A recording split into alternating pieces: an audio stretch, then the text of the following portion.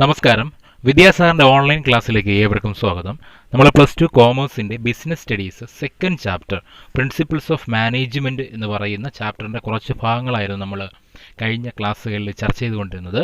നമ്മൾ കഴിഞ്ഞ ക്ലാസ്സിൽ നമ്മൾ എന്താണ് പ്രിൻസിപ്പിൾസ് ഓഫ് മാനേജ്മെൻറ്റ് എന്നും അതിൻ്റെ സിഗ്നിഫിക്കൻസ് എന്നുള്ള കാര്യങ്ങളൊക്കെ നമ്മൾ പറഞ്ഞിട്ടുണ്ടായിരുന്നു.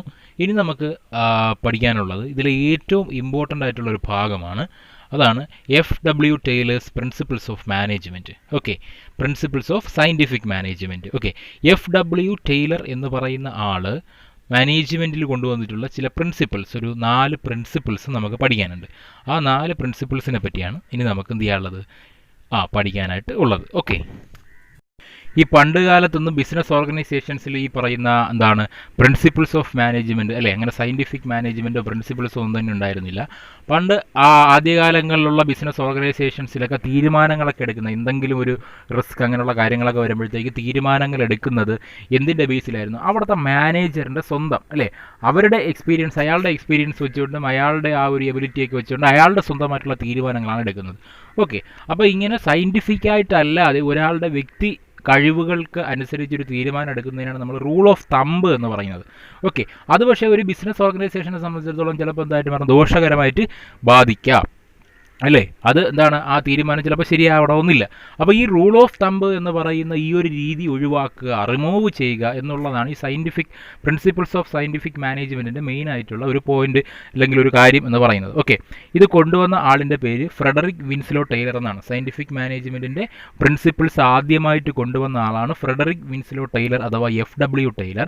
ഇദ്ദേഹം ഒരു മെക്കാനിക്കൽ എഞ്ചിനീയർ ആയിരുന്നു. ഓക്കെ, മെക്കാനിക്കൽ എഞ്ചിനീയർ ആയിരുന്നു. അതായത് മാനേജ്മെൻറ്റിൻ്റെ പ്രവർത്തനങ്ങളിൽ സയൻറ്റിഫിക് ആയിട്ടുള്ള ശാസ്ത്രീയപരമായിട്ടുള്ള ചില മെത്തേഡ്സ് കൊണ്ടുവന്നാൽ ആ മാനേജ്മെൻറ്റിൻ്റെയും അവിടുത്തെ മാനേജേഴ്സിൻ്റെയും അവിടുത്തെ വർക്കേഴ്സിൻ്റെയും എഫിഷ്യൻസി വർദ്ധിക്കുമെന്നും ഓർഗനൈസേഷൻ്റെ പ്രോഫിറ്റ് കൂട്ടാമെന്നൊക്കെ ആദ്യമായിട്ട് പറഞ്ഞ ആളാണ് ഈ ഫ്രെഡറിക് വിൻസ്ലോ ടൈലർ.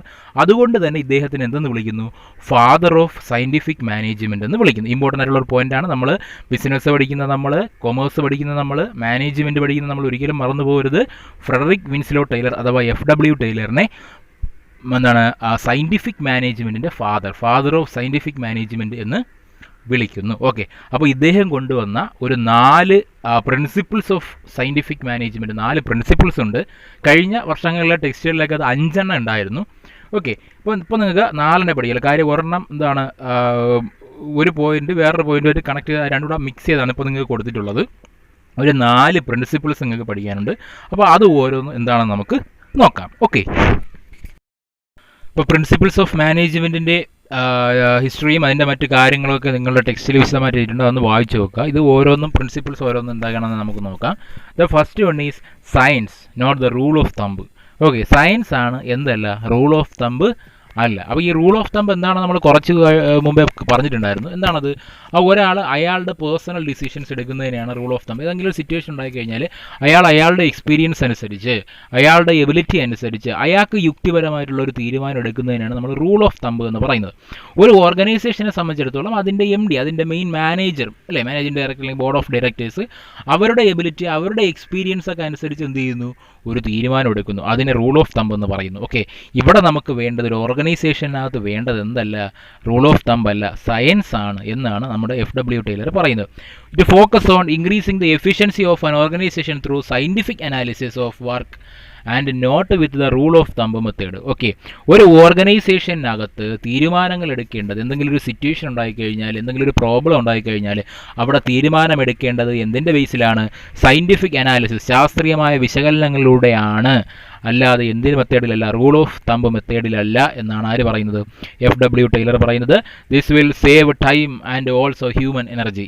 എന്ത് ലാഭിക്കും? സമയലാഭം ഉണ്ടാക്കിത്തരും, അവിടുത്തെ വർക്കേഴ്സിൻ്റെ എനർജി സേവ് ചെയ്യാനായിട്ട് നമുക്ക് കഴിയും. Okay, the decisions is based on scientific analysis and cause and effect relationship rather than rule of thumb where the decisions are taken according to the manager's personal judgment. Okay, അതായത് മാനേജേഴ്സിൻ്റെ personal judgement, വ്യക്തിപരമായിട്ടുള്ള തീരുമാനങ്ങൾക്ക് ഉപരി ഇവിടെ എന്താണ് scientific ആയിട്ടുള്ള ഒരു അനാലിസിസിലൂടെയാണ് തീരുമാനങ്ങൾ എടുക്കുന്നത്. And cos and effect relationship, ഒരു കോസ് ആൻഡ് എഫക്റ്റ് റിലേഷൻ നമ്മൾ എന്ത് ചെയ്യുമ്പോഴത്തേക്കും അതിനകത്ത് എന്താണ് ഒരു കോസ് ആൻഡ് എഫക്റ്റ് റിലേഷൻഷിപ്പാണ്. നമ്മളൊരു കാര്യം ചെയ്യുന്ന സമയത്ത് അതിൻ്റെ എഫക്റ്റ് എന്തായിരിക്കും, അവ തമ്മിലുള്ള ഒരു പ്രോബ്ലം ഉണ്ടായിക്കഴിഞ്ഞാൽ, സിറ്റുവേഷൻ ഉണ്ടായിക്കഴിഞ്ഞാൽ അതിനനുസരിച്ചുള്ള ഒരു തീരുമാനങ്ങൾ എടുക്കണം. അതാണ് കോസ് ആൻഡ് എഫക്റ്റ് റിലേഷൻഷിപ്പ് എന്ന് പറയുന്നത്. ഓക്കെ, അപ്പോൾ കോസ് ആൻഡ് എഫക്റ്റ് റിലേഷൻഷിപ്പിനനുസരിച്ച് സയൻറ്റിഫിക് അനാലിസിസിലൂടെയുള്ള തീരുമാനങ്ങളാണ് ഏത് വഴി എടുക്കുന്നത്, ഈ പറയുന്ന പ്രിൻസിപ്പിൾസ് ഓഫ് മാനേജ്മെൻറ്റ് വഴി എടുക്കുന്നത്. അല്ലാതെ റൂൾ ഓഫ് തമ്പ് മുഖ എന്ന മെത്തേഡിലൂടെ അല്ല എന്നാണ് FW ടൈലർ പറയുന്നത്.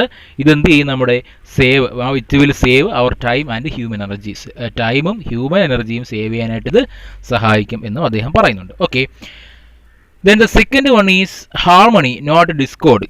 ഓക്കെ, ഹാർമണിയാണ്. ഹാർമണി എന്ന് മീൻസ് ഐക്യം എന്നാണ് പറയുന്നത്. ഡിസ്കോർഡ് മീൻസ് വ്യക്തിപരമായിട്ടുള്ള ഐക്യമില്ലായ്മ. ഓക്കെ, അപ്പോൾ അതാണ് the relationship between the workers and management should be cordial.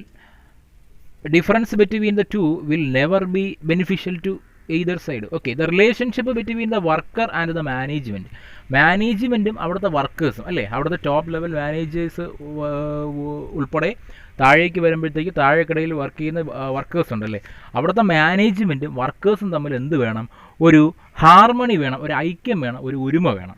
Okay, ഇവർ തമ്മിൽ എന്തെങ്കിലും ഒരു ഡിഫറൻസ് ഉണ്ടായിക്കഴിഞ്ഞാൽ, ഇവർ തമ്മിൽ എന്തെങ്കിലും ഒരു അഭിപ്രായ ഭിന്നത വ്യത്യാസം ഉണ്ടായിക്കഴിഞ്ഞാൽ എന്ത് ചെയ്യില്ല, it will never be beneficial to either side. അത് മാനേജ്മെൻറ്റും വർക്കേഴ്സും തമ്മിലുണ്ടാകുന്ന എന്തെങ്കിലും അഭിപ്രായ വ്യത്യാസങ്ങൾ, പിണക്കങ്ങൾ രണ്ടുപേർക്കും ഗുണം ചെയ്യത്തില്ല എന്നാണ് പറയുന്നത്. ഓക്കെ, അപ്പോൾ എന്ത് ചെയ്യണം, ഒരു ഹാർമണി വേണം, ഒരു ഐക്യം വേണം. ആരൊക്കെ തമ്മിൽ, മാനേജ്മെൻറ്റും വർക്കേഴ്സും തമ്മിൽ ഒരു ഹാർമണി വേണം.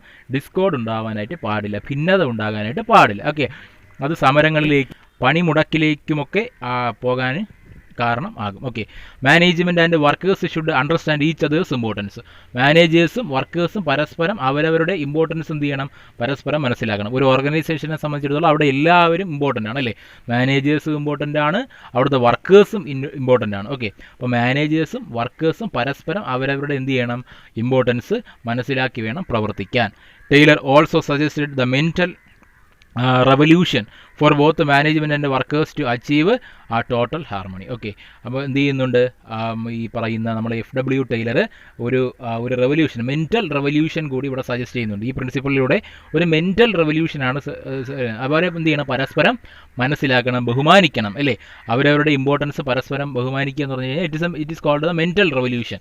ഓക്കെ, അപ്പോൾ ഇവിടെ FW ടൈലർ എന്ത് സജസ്റ്റ് ചെയ്യുന്നു, മെൻ്റൽ റെവല്യൂഷൻ, പരസ്പരം മനസ്സിലാക്കുക, പരസ്പരം സഹകരണം എന്നുള്ള ആ ഒരു മെത്തേഡ് കൂടി, ഒരു രീതി കൂടി ഇവിടെ പറയുകയാണ്, FW ടൈലർ കൊണ്ടുവരികയാണ്. ടു അച്ചീവ് ടോട്ടൽ ഹാർമണി, പൂർണ്ണമായിട്ടുള്ളൊരു ഐക്യം നേടിയെടുക്കുന്നതിന് വേണ്ടിയിട്ട് ഒരു മെൻ്റൽ റെവല്യൂഷൻ, വർക്കേഴ്സും മാനേജേഴ്സും തമ്മിലുള്ള ഒരു മെൻ്റൽ റെവല്യൂഷൻ, അവരുടെ മാനസികമായിട്ടുള്ള ഒരു ഒത്തൊരുമ വേണം എന്നാണ് FW ടൈലർ പറയുന്നത്. Harmony not discord. Okay, then the third principle is cooperation not individualism. Cooperation not individuals. നമ്മൾ തൊട്ട് മുമ്പ് പറഞ്ഞ ഹാർമണി നോട്ട് ഡിസ്കേർഡ് എന്ന് പറയുന്ന പ്രിൻസിപ്പിളിൻ്റെ മറ്റൊരു രൂപം, കുറച്ച് എക്സ്റ്റൻഷനാണ് എന്ന് പറയുന്നത് കോഓപ്പറേഷൻ എന്ന് പറയുന്നത്. Similar to harmony not discord. അപ്പോൾ ഓക്കെ, ഹാർമണി നോട്ട് ഡിസ്കോർഡ് എന്ന് പറയുന്ന പ്രിൻസിപ്പിളിനോട് സാമ്യമുള്ളതാണ് ഈ പ്രിൻസിപ്പിളും. പിന്നെ it believes in mutual collaboration between workers and management. ഞാൻ നേരത്തെ പറഞ്ഞില്ല, കഴിഞ്ഞ പോയിന്റ് നമ്മൾ ലാസ്റ്റ് പറഞ്ഞു നിർത്തി എന്താണ്, ഒരു മെൻ്റൽ റെവല്യൂഷൻ. ആ മെൻ്റൽ റെവല്യൂഷനൊക്കെ പറ്റിയാണ് ഇത് പറയുന്നത്. It believes in mutual collaboration between workers and management. Okay, മാനേജേഴ്സും വർക്കേഴ്സും തമ്മിൽ എന്ത് ചെയ്യണം, പരസ്പരം അറിയണം. ഓക്കെ, അങ്ങനെ ഒരു മ്യൂച്വൽ കൊളാബറേഷൻ, ഒരു പരസ്പര ഒരു ബന്ധം അല്ലേ, അവരവരുടെ കഴിവുകളെ പരസ്പരം മനസ്സിലാക്കി അവർ തമ്മിലുള്ളൊരു ബന്ധം കൊണ്ടുവരണം. ദാറ്റ് ഈസ് ഈ പറയുന്ന മെൻ്റൽ റെവല്യൂഷൻ എന്ന് പറയുന്ന സാധനം. Okay, managers and workers should have mutual cooperation and A sense of good will. Okay, ഇവർ രണ്ടുപേരും എന്ത് ചെയ്യണം, ഒരു പരസ്പരം മ്യൂച്വൽ കോഓപ്പറേഷൻ, ഒരു പരസ്പര സഹകരണം ഉണ്ടായിരിക്കണം. അതെന്ത് ചെയ്യണം, സെൻസ് ഓഫ് ഗുഡ് വിൽ, ഒരു സൽപ്പേര് ഉണ്ടാക്കിയെടുക്കുന്ന രീതിയിലുള്ള ഒരു പരസ്പര ബഹുമാനവും കോഓപ്പറേഷൻ അവർ തമ്മിൽ ഉണ്ടായിരിക്കണം. സബ്സ്റ്റിറ്റ്യൂട്ട് ഇൻറ്റേർണൽ കോമ്പറ്റീഷൻ വിത്ത് കോഓപ്പറേഷൻ. അതിനകത്ത് എന്ത് വേണം, ഇൻറ്റേർണൽ കോമ്പറ്റീഷൻ വേണം. ഓക്കെ, ആ സ്ഥാപനത്തിനകത്ത് ഓരോ വർക്കേഴ്സ് തമ്മിൽ പരസ്പരം എന്ത് ചെയ്യണം, അവരുടെ എഫിഷ്യൻസി വർദ്ധിപ്പിക്കുന്ന രീതിയിലുള്ള ഒരു എന്ത് ചെയ്യണം, ഒരു കോമ്പറ്റീഷൻ ഉണ്ടായിരിക്കണം. വർക്കേഴ്സും മാനേജേഴ്സും ഒക്കെ തമ്മിൽ ഒരു കോമ്പറ്റീഷൻ ഉണ്ടായിരിക്കണം. വിത്ത് കോഓപ്പറേഷൻ, സഹകരണത്തോടു കൂടിയുള്ള, കോഓപ്പറേഷനോട് കൂടിയുള്ള എന്ത് വേണം, ഒരു കോമ്പറ്റീഷൻ ഉണ്ടായിരിക്കണം എന്നാണ് പറയുന്നത്. ഓക്കെ, അപ്പോൾ ബിസിനസ്സിൻ്റെ ആ ഓർഗനൈസേഷൻ്റെ ഗുഡ് വില് അല്ലെങ്കിൽ അതിൻ്റെ പ്രോഫിറ്റ് വർദ്ധിപ്പിക്കുന്നതിന് വേണ്ടി പരസ്പരം മത്സരിച്ച് അവിടെ എന്ത് ചെയ്യണം, അവരുടെ മാക്സിമം എഫേർട്ട് അതിനകത്ത് കൊടുക്കണം. വിത്ത് കോഓപ്പറേഷനോട് കൂടിയ ഒരു കോമ്പറ്റീഷൻ അതിനകത്ത് വേണം എന്നാണ് FW ടൈലർ അതിൽ പറയുന്നത്. Cooperation not individualism. കോഓപ്പറേഷനാണ് വേണ്ടത്, ഇൻഡിവിജ്വലിസം അല്ല. Then one is development of every person to his greatest efficiency. Development of every person to his greatest efficiency. Okay, എല്ലാ പേഴ്സൺസിനെയും, അവിടെയുള്ള എല്ലാ വ്യക്തികളെയും, എല്ലാ എംപ്ലോയീസിനെയും എന്ത് ചെയ്യണം, അവരുടെ ഗ്രേറ്റസ്റ്റ്, അവരുടെ ഏറ്റവും മികച്ച എഫിഷ്യൻസിയിലേക്ക് എന്ത് ചെയ്യണം, ഡെവലപ്പ് ചെയ്യണം എന്നുള്ളതാണ് ആ പോയിന്റ്. ഓക്കെ, അതെങ്ങനെയാണ്? ഇംപ്ലിമെൻറ്റിംഗ് ട്രെയിനിങ് കൊണ്ടുവരണം. Implementing training, learning best practices and technology to boost the skill of employees. എംപ്ലോയീസിൻ്റെ സ്കില്ല്, എംപ്ലോയീസിൻ്റെ വർക്കേഴ്സിൻ്റെ കഴിവ് ബൂസ്റ്റ് ചെയ്യുന്നതിന് വേണ്ടിയിട്ട്, ഡെവലപ്പ് ചെയ്യുന്നതിന് വേണ്ടിയിട്ട്, ഇമ്പ്രൂവ് ചെയ്യുന്നതിന് വേണ്ടിയിട്ട് എന്താ കൊണ്ടുവരണം? ഇംപ്ലിമെൻറ്റിംഗ് ട്രെയിനിങ് കൊണ്ടുവരണം. നല്ല നല്ല ട്രെയിനിങ്ങുകൾ കൊണ്ടുവരണം.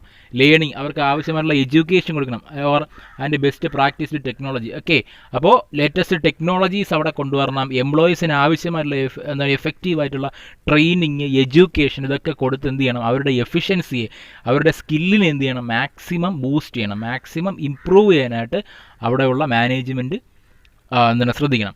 Assume that the training is given to the right employee, the right steps should be taken at the time of selection, recruiting candidates based on a scientific selection. Okay, അപ്പോൾ എന്താണ് പറഞ്ഞത്? ഒരു ഓർഗനൈസേഷൻ്റെ ഏറ്റവും മികച്ച ഒരു സമ്പാദ്യം എന്ന് പറഞ്ഞു കഴിഞ്ഞാൽ എഫിഷ്യൻ്റ് ആയിട്ടുള്ള എംപ്ലോയീസ് അവിടെ ഉണ്ടായിരിക്കണം എന്നുള്ളതാണ്. അപ്പോൾ ആ എംപ്ലോയീസിന് എന്ത് ചെയ്യണം, മാക്സിമം ട്രെയിനിങ്ങും എഡ്യൂക്കേഷനും ഒക്കെ കൊടുത്ത് അവരെ എഫക്റ്റീവായിട്ട് അവരുടെ സ്കില്ലിനെ ബൂസ്റ്റ് ചെയ്യാനായിട്ട് നോക്കണം എന്നാണ് പറഞ്ഞത്. The training is given to the right employees at the right steps should be taken. Okay, ശരിയായ രീതിയിലുള്ള ട്രെയിനിങ് ശരിയായ എംപ്ലോയീസിന് കൊടുക്കുക. എപ്പോഴൊക്കെ? At the time of their selection and recruiting കാൻഡിഡേറ്റ്സിനെ റിക്രൂട്ട് ചെയ്യുമ്പോഴും ആ എംപ്ലോയീസിനെ അവിടെ സെലക്ട് ചെയ്യുന്ന സമയത്ത്, അല്ലെ സ്റ്റാഫ് ചെയ്യുന്ന സമയത്തും ഒക്കെ അവിടെ എന്ത് ചെയ്യണം, എന്താണ് അവർക്ക് ആവശ്യമായിട്ടുള്ള മോസ്റ്റ് എഫക്റ്റീവായിട്ടുള്ള ട്രെയിനിങ്ങും എഡ്യൂക്കേഷനും ലേണിംഗ് പ്രാക്ടീസുകളും ടെക്നോളജീസും ഒക്കെ അവർക്ക് പറഞ്ഞു കൊടുക്കുകയും കാര്യങ്ങളൊക്കെ വേണം. അവരുടെ സ്കില്ലിനെ മാക്സിമം നമ്മൾ എന്ത് ചെയ്യണം, ബൂസ്റ്റ് ചെയ്യാൻ നോക്കണം. അതിനെയാണ് സയൻറ്റിഫിക് സെലക്ഷൻ എന്ന് പറയുന്നത്. സയൻറ്റിഫിക് വെറുതെ ഒരാളെ സെലക്ട് ചെയ്യല, അവർക്ക് സെലക്ട് ചെയ്ത് അവരുടെ ആ സെലക്ഷൻ ടൈമിലും അവരുടെ ട്രെയിനിങ് സമയത്തൊക്കെ അവർക്ക് ബെസ്റ്റായിട്ടുള്ള എഡ്യൂക്കേഷനും ട്രെയിനിങ്ങും ഒക്കെ കൊടുക്കുക. That is scientific selection. Okay, അങ്ങനെയുള്ള കാര്യങ്ങൾ കൊണ്ടുവരണം എന്നാണ് FW ടൈലർ ആ നാലാമത്തെ പ്രിൻസിപ്പിളിൽ പറയുന്നത്. ഓക്കെ, അപ്പോൾ എന്താണ്, ഇത്രയാണ് 4 പ്രിൻസിപ്പിൾസ് ഓഫ് മാനേജ്മെൻറ്റ് എന്ന് പറയുന്നത്. ഓക്കെ, അപ്പോൾ 4 പ്രിൻസിപ്പിൾസ് ഓഫ് മാനേജ്മെൻറ്റ് പറഞ്ഞു. സിമ്പിളായിട്ടുള്ള ഇംഗ്ലീഷിലാണ് ആ നോട്ടുകൾ എഴുതിയിരിക്കുന്നത്. ഓക്കെ, അപ്പോൾ നിങ്ങൾക്ക് വായിച്ചു പോയി കഴിഞ്ഞാൽ മനസ്സിലാവുന്നതേ ഉള്ളൂ. ഓക്കെ, അപ്പോൾ ഇത്രയാണ് 4 പ്രിൻസിപ്പിൾസ് ഓഫ് മാനേജ്മെൻറ്റ്. ഇവയാണ് നമ്മൾ ഇന്ന് ഡിസ്കസ് ചെയ്തത്. അപ്പോൾ ഏതൊക്കെയാണ് നമുക്കൊന്ന് ഓടിച്ച് നോക്കാം. അതിൻ്റെ പേരുകളൊന്നും ഓർമ്മിക്കുക. Science, not rule of thumb. Science ആണ്, റൂൾ ഓഫ് തമ്പ് അല്ല. Harmony, not discord. ഓക്കെ, ഹാർമണിയാണ്, ഡിസ്കോഡല്ല. ഒരുമയാണ്, ഐക്യമാണ്, അല്ലാതെ ഭിന്നതയല്ല. Operation, not individualism. ഓപ്പറേഷൻ പരസ്പര സഹകരണമാണ്, ഒരു ഒത്തൊരുമയാണ്, നോട്ട് ഇൻഡിവിജ്വലിസം. വ്യക്തി താല്പര്യങ്ങൾ അല്ല. Development of every person to his own efficiency. Okay, അവരുടേതായ എഫിഷ്യൻസി വർദ്ധിപ്പിക്കുന്നതിനുള്ള ഡെവലപ്മെൻറ്റ് പ്രോഗ്രാംസ്. അപ്പോൾ ഇത് 4. Okay, science, not rule of thumb. Harmony, not discord. Cooperation, not individualism. Development of every person to his own efficiency. ഈ 4 principles of മാനേജ്മെൻറ്റിനെ പറ്റിയാണ് നമ്മൾ ഇത്രയും നേരം പറഞ്ഞത്. FW ടൈലറിൻ്റെ 4 principles of management. These 4 principles involve experience, observation, analysis and were applied to create cause and effect relationship. Okay, ഈ 4 പ്രിൻസിപ്പിൾസും എന്താണ്? എക്സ്പെരിമെൻറ്റിലൂടെ സൃഷ്ടിക്കപ്പെട്ടിട്ടുള്ളതാണ്, ഒബ്സർവേഷൻസിലൂടെ സൃഷ്ടിക്കപ്പെട്ടിട്ടുള്ളതാണ്, അനാലിസിസിലൂടെ സൃഷ്ടിക്കപ്പെട്ടിട്ടുള്ളതാണ്. Okay, വിശകലനങ്ങളിലൂടെ, അതാണ് നിരീക്ഷണങ്ങളിലൂടെ, പരീക്ഷണങ്ങളിലൂടെയൊക്കെ ഉണ്ടാക്കിയിട്ടുള്ള 4 പ്രിൻസിപ്പിൾസാണ് ഇവ. ഇതെന്താണ്? Applied to create cause and effect relationship. Cause and effect relationship create ചെയ്യുന്നതിന് വേണ്ടിയിട്ടുള്ള scientific ആയിട്ടുള്ള 4 പ്രിൻസിപ്പിൾസാണ്. അപ്പോൾ അവസാനം ഇതിൻ്റെ ഒരു ഒരു കൺക്ലൂഷനായിട്ട് ഈ ഒരു സെൻറ്റൻസ് കൂടി എഴുതി വച്ചേക്കുക. ഓക്കെ, അപ്പോൾ ഇത്രയാണ് നമ്മൾ ഈ ക്ലാസ്സിൽ പറഞ്ഞത്. 4 പ്രിൻസിപ്പിൾസ് ഓഫ് മാനേജ്മെൻറ്റിനെ പറ്റി പറഞ്ഞു. അതിൻ്റെ ഓരോന്നിൻ്റെയും പേര് പഠിക്കുക. ആ പേര് തന്നെ കൊണ്ട് എന്താണ് എക്സ്പ്ലനേഷൻ എന്ന് പിന്നെ കൊടുത്തിട്ടുള്ള എക്സ്പ്ലനേഷൻസ് എല്ലാം വളരെ ചുരുക്കി ക്യാപ്സ്യൂൾ രൂപത്തിൽ നിങ്ങൾക്ക് മനസ്സിലാവുന്ന ഇംഗ്ലീഷിലാണ് അത് എഴുതിയിരിക്കുന്നത്. അപ്പോൾ എന്ത് ചെയ്യാം, ഇടയ്ക്കിടയ്ക്ക് പോസ് ചെയ്ത് വെച്ചതിന് ശേഷം ഇത് തന്നെ ഒരു നോട്ടായിട്ട് എഴുതിയെടുക്കുക. അല്ലാതെ എക്സ്ട്രാ നോട്ട് വേണമെങ്കിലും ചോദിച്ചാൽ മതി. ഓക്കെ, എഴുതിയെടുത്തതിന് ശേഷം നിങ്ങൾക്ക് അത് വായിച്ച് കഴിഞ്ഞാൽ മനസ്സിലാവും. എന്തെങ്കിലും ഡൗട്ടുകൾ ഉണ്ടെങ്കിൽ നിങ്ങൾ ഗ്രൂപ്പിലോ കമൻറ്റിലോ ഒക്കെ ചോദിക്കുക. Stay at home, stay safe.